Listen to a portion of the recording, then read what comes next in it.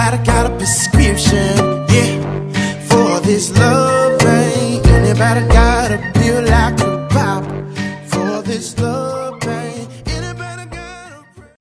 Hello everyone, it's Keisha from Drink Coffee Make Stuff. Welcome to my channel. Today I am going to be planning in my classic happy planner, and I have pulled this sticker book, Bold and Blush. I've had it for a while, and I just noticed that there were some stickers in here that were formatted for the dashboard planner, the dashboard layout. So I've had it for a while, had to have it, never used it. So I'm going to be using this today. So this is my catch-all planner, and I'm going to go ahead and find this dashboard section, pull those off the disc. All right, so I am going to go ahead and speed the video up, and when I finish, I'll be back.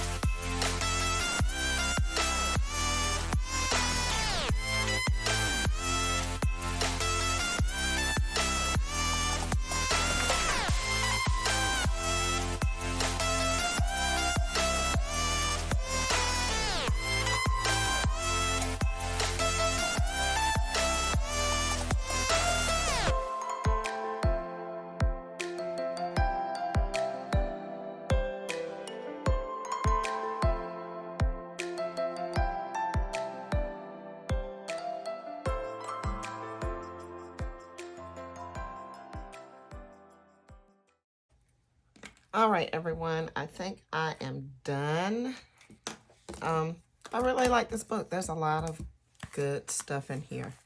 So I'll kind of put this one back on my card, but instead of putting it way in the back, I'll move it near the front so that I can remember to reach for it. But yeah, so this is a very, very cute book. I love the colors. And I'm very glad that I decided to pull it out this week. So let me go ahead and put this back on the disc. And see how it looks.